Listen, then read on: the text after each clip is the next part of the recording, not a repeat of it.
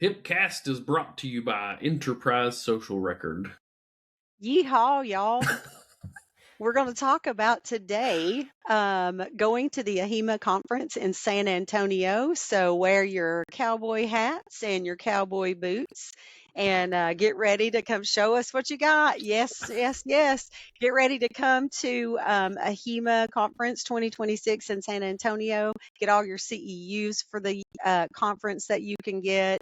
Network with other professionals. But today we're going to talk about the conference, and we're going to talk about kind of what it's like to be on the program committee. Dr. Melissa Koehler, huge friend of THIMA and of HIPcast, a member in Tennessee, has served in just about every role that is elected, if not every role that is elected in the state level. Melissa's also, of course, been a national level volunteer for many years and for many things. And so, Melissa, Dr. Melissa Koehler, this is going to be a little less formal. So welcome back, Melissa. Thank you. It's been a minute since I've been on the podcast, but also since I've talked to both of you in the same room. So yeah, it's been a while. Also, I have to admit, for those that were watching when we first started, the yeehaw at the beginning was not in the outline or planned or discussed or anything. So my reaction was a pure, honest reaction that I was not expecting the yeehaw. That's what I love. So that one kind of got me, and I'm still a little tickled from it. So I don't know why that just cracked me up, but here we are. Yeehaw! Practice your yeehaw before That's right. You got to get ready.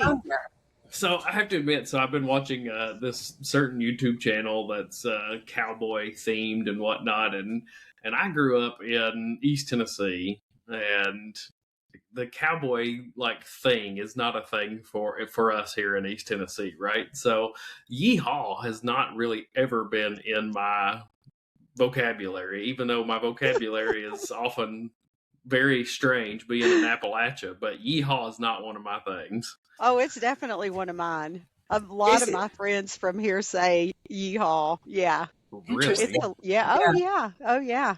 All right. Well, that and is all yeehaw and yours, MK? No, because I'm from Florida. So we yeah.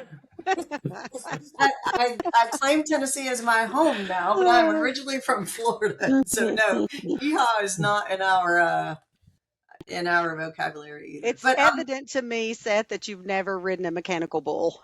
That is not true. You know me.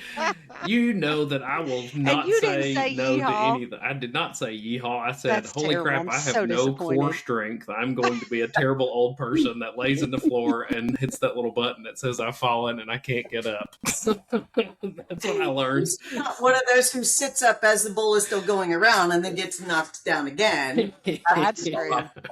Yeah. Oh my goodness. All right. The three of us have to get back on topic. And that's going to be a difficult part of this episode. But MK, you are a member of the AHIMA Program Committee, but tell us a little bit about what AHIMA26 looks like, where it'll be, what members can expect from the conference this year. Sure. So I officially on the committee, I am the past chair. So I had the privilege of being the chair for the past couple of years. And then they decided that they wanted me to stay on again and just provide some continuity, which has been great. It's actually, this committee has been my favorite committee that I've ever participated in with AHIMA. It's just really nice to see how the sessions, how the entire process evolves from asking for sessions, the sessions coming in and the committee looking at them and ultimately deciding on the content for the conference. So, I'm sorry, I forgot your question. Yeah, where's it at this year? Tell us about the location, and then we'll hop into the more about the conference and those. It's in San Antonio, Texas. Yeehaw! That's where that ties in. So yeah, we're going to Texas, y'all. It's October 4th through 6th. And I hope, if you haven't been to an AHIMA conference lately, I hope you do consider coming to this one. But also, if you have been, please do continue coming. I know the committee is working really hard to make sure the sessions are going to be valuable for AHIMA members, that there's something that you can take away from them. And also San Antonio, I've never been, but it sounds like a really cool city. Yeah, Yeah. it's a fun place. I love San Antonio. I have only been once, and it's been a really long time. So, but it was beautiful and interesting and rich in culture. It was really just a great place. And so, Melissa, first, thank you for your service for being on the program committee. I can attest to the fact that I have personally experienced an increase in satisfaction for the conference, the HEMA conference, over the past few years. Last year in Utah was wonderful. It was really good. A couple of years ago, you will know this because being on the program committee. A couple of years ago, the engagement survey that had been sent out post conference, there was a lot of discussion about the award winners, the HEMA Triumph Award winners, didn't get really the recognition they should have through the conference. And that got corrected a couple years ago, where Yes. that's kind of center stage in a main or preceding a main general session. That was a huge win, I think, for members because they're the members, right? And they're the top members for the year according to the process. And so I do appreciate that, but I also appreciate the content. The execution of things has definitely been on the rise. And so last year's topics were wonderful. The speakers were really great. So I would love for you to tell us a little bit about what kind of topics we can expect. What about the speakers? And also if you can recall it off the top of your head, how many CEUs are available for this year? Can't remember. That's not in our script. I did not prepare you for that. So I think there's 35. So don't send me hateful email. no hate mail if there's only 33, right? Yes, Ish, 35-ish. I believe there's 35. Yeah. And it's hybrid too, which is great because not everybody can travel, work commitments, family commitments, not everybody can travel. But much of the content is also available online. But if you are able to join, in my opinion, that's the way to go. So up to 35 CEUs are available through the conference and the on-demand content that will also be in conjunction with it. I would like to talk a little bit about, so let me just give you an overview of the topics session topics that attendees will expect to see. Artificial intelligence, AI, first on the list, obviously, but I'll talk a little bit more about that in a few minutes. AI governance, automation, workforce transformation, leadership, cybersecurity, privacy, data governance, rev cycle, obviously, and clinical documentation. And then also we usually have emerging technologies as well, focus on those. I want to talk a little bit about artificial intelligence because if you're like me, and probably like most people, you're tired of hearing it, right? Sick of it. Stop saying AI. It's not AI, or it is AI, and we've already heard about it. But and the conference committee they are cognizant of that. And so one of the things that we do when we look at sessions, and I'll even speak to the process of selecting sessions in a second, but one of the things we do once we've narrowed down the sessions of those who are potentials for being accepted for the program, we look at what we've done the last couple of years to make sure we are not repeating the same topic because we want things to be new and fresh and relevant. Healthcare landscape is constantly changing, so we want them to be relevant. So while you may see some AI sessions this year, they're not going to be the same things. We're beyond the point of what is AI? Mm-hmm. How do you use it? Things like that. We're into more of the how do you implement it safely? What are the governance items that you need to consider when you're implementing? So it's more of practice now versus what is this AI? So we are very aware of that. And that's not just with AI, that's with any of the topics. We don't want it to be fully saturated throughout the conference, and we don't want it to be the same old from years past. Yeah, that makes total sense. And I've spent quite a bit of time in San Antonio over the past couple of years working with my day job because the Defense Health Agency's got a big presence there at the bases that are around. And San Antonio is a great area, especially the Riverwalk. For those that that enjoy getting out and walking around. The Riverwalk area pretty. is a fantastic little area to go into, and the folks there in San Antonio has done a great job of improving that area. So it's a fun community to get to go walk around in. It sounds like it's going to be a fun community to get to go learn some of the emerging technologies, emerging conversations that are going on in the health information space. And yeah, you got to talk AI. But if I thought the way that you mentioned, the way that you framed that is very interesting, because I feel like over the past few years, we have talked a lot about what is AI, what will AI's impact be? And we are starting to shift into, all right, well, how am I using AI? And how should I be using AI? And then also, how should I govern AI? There's a lot of eyes in that whole sentence there, but it's good to see that the program committees recognize that as well and continue that, and our members will be able to experience that education. So, did we touch on the theme? I get that it's in Texas, and you got the boots and the cowboy hat, or is it cowgirl hat? I don't know how that Whichever. gender fluidity works with a hat, but do we have a theme? A cow hat. yeah, a no, cow thank hat. you. Did we mention a theme?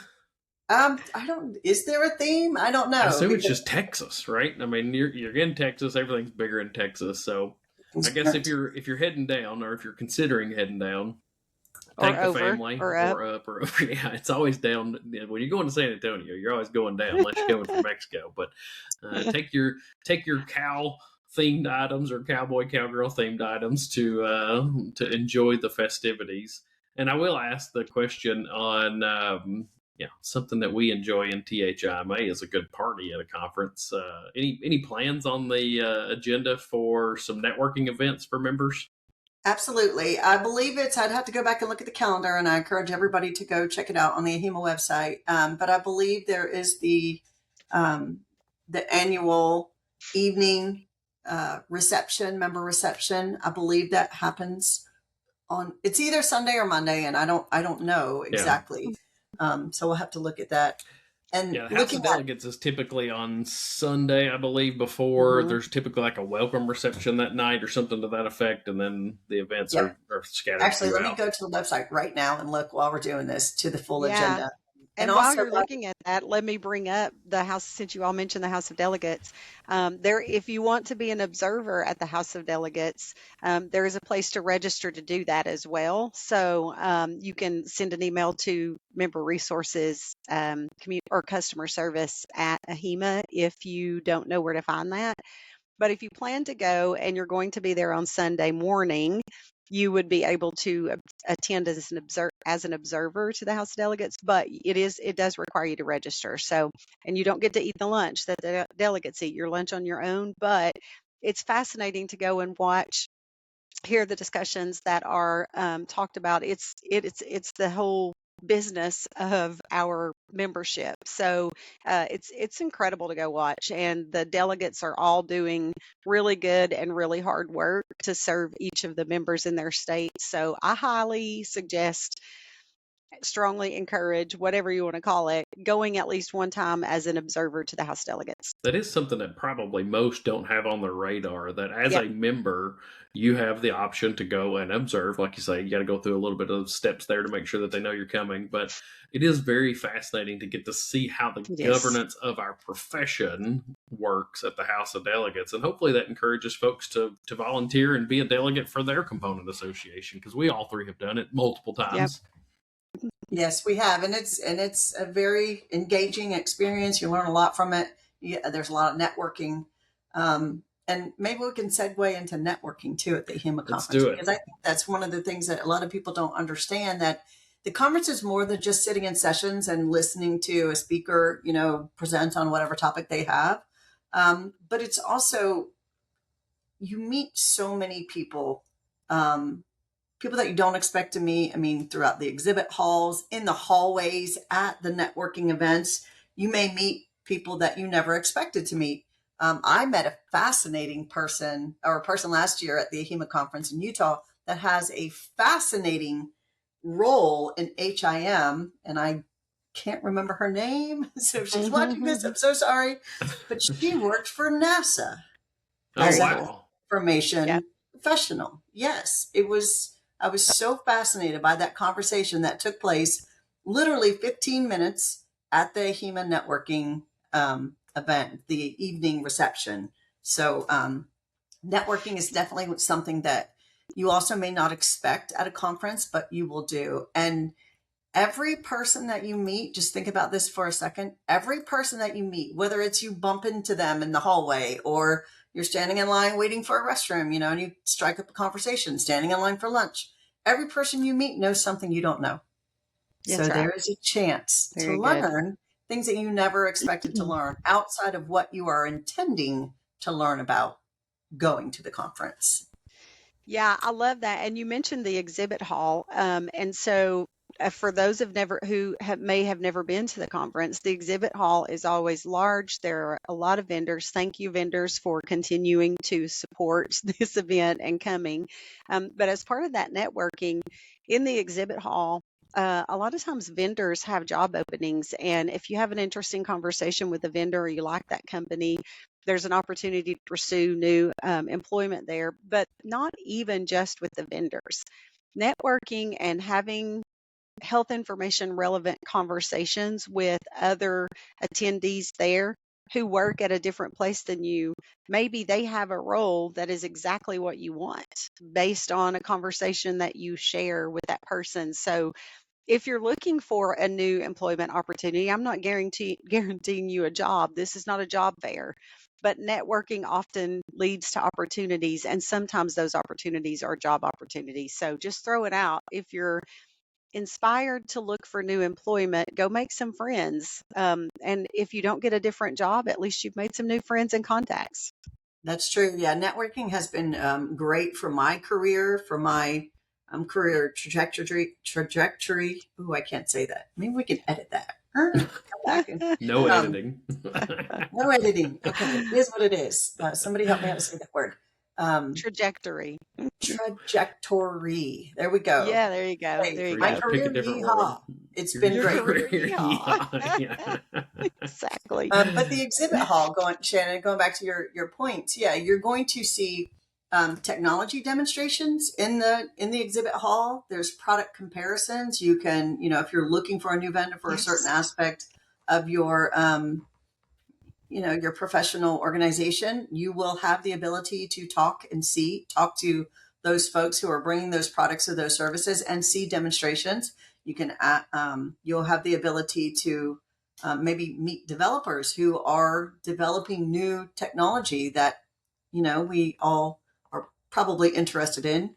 You can ask questions of other attendees. Do you use this vendor? How are their services? I mean, you have so much opportunity right then versus, trying to make those connections outside when you don't have everybody in the same building or location.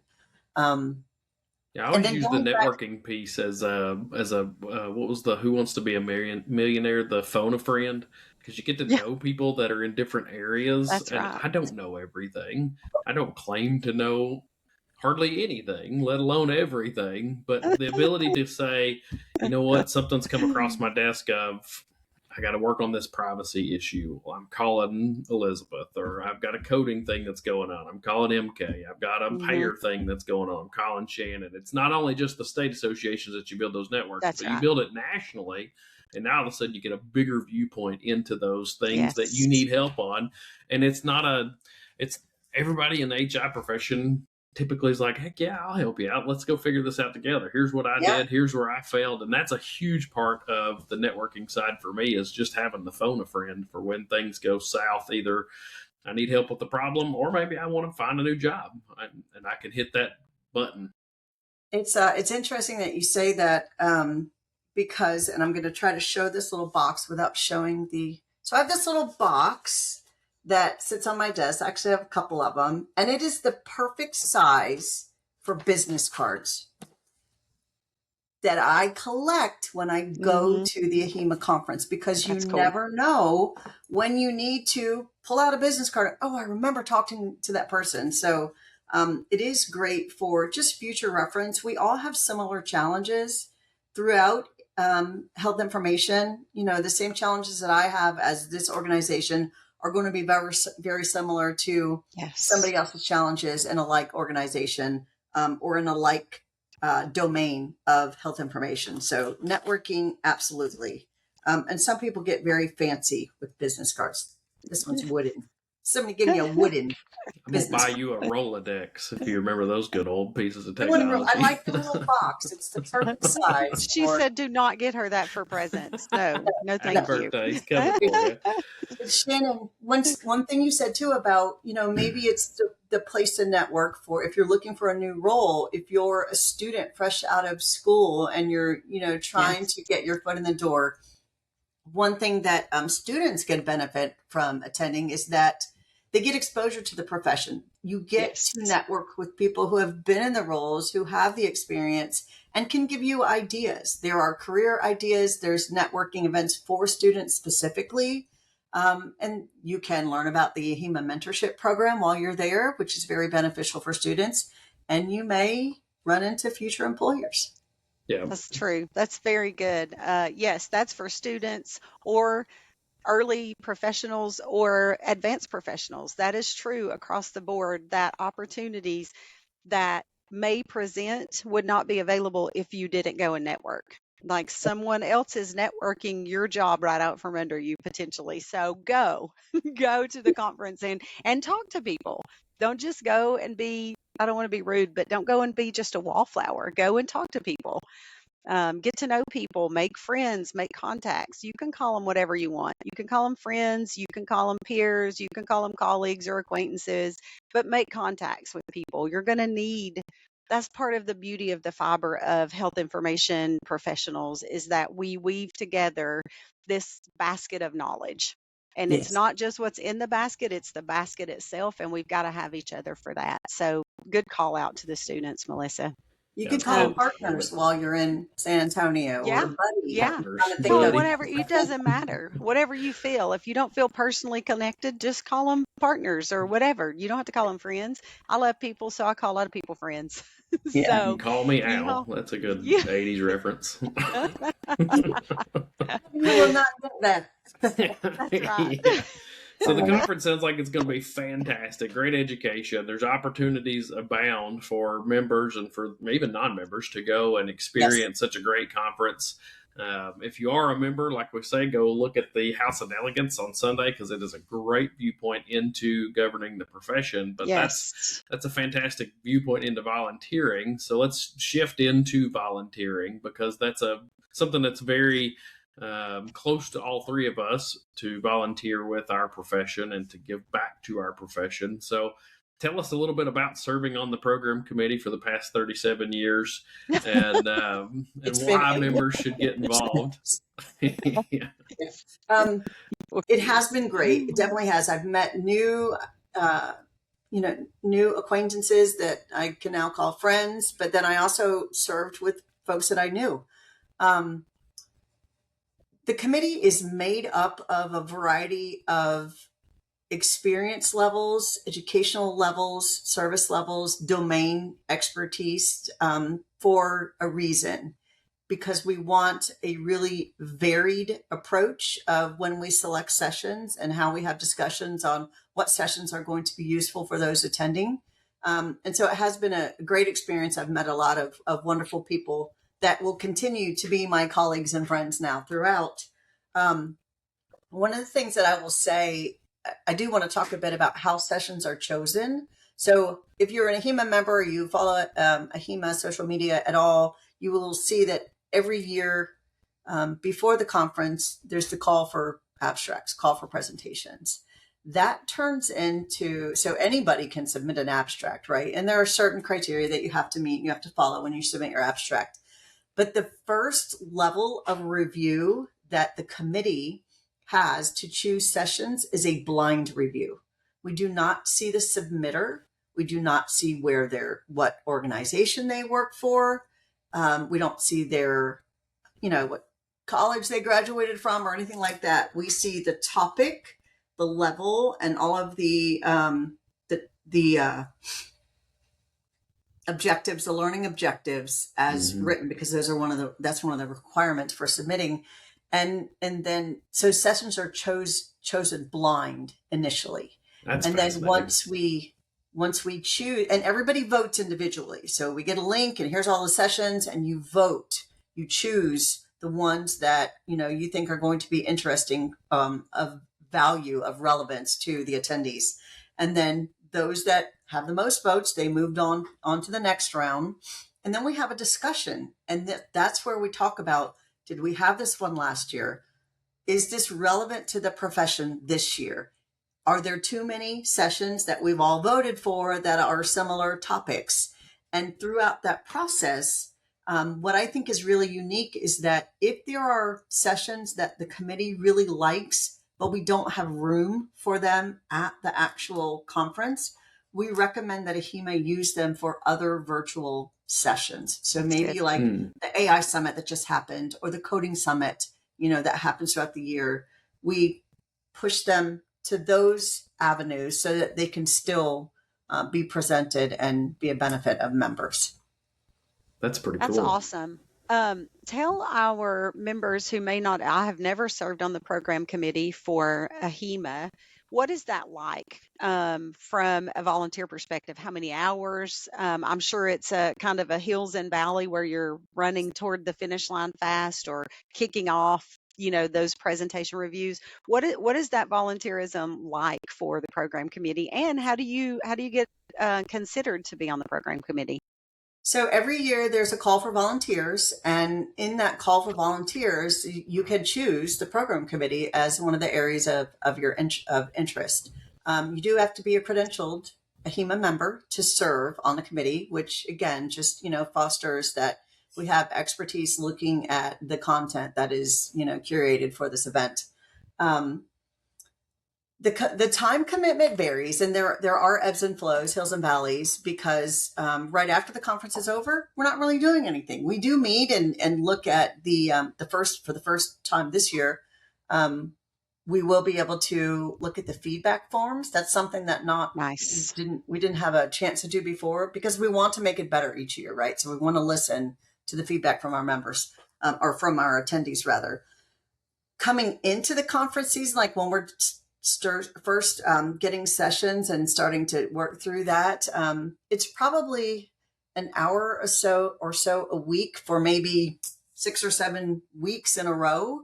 And then there's some individual time once the sessions are actually chosen and presenters start to upload their PowerPoints, their sessions for the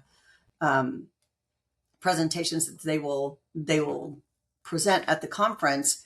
Then we go through and make sure that they haven't broken any rules. There's not, content on there that shouldn't be, that everything is referenced appropriately. So that sometimes takes more than a couple hours a week. And we usually do those in the evening or on the weekend.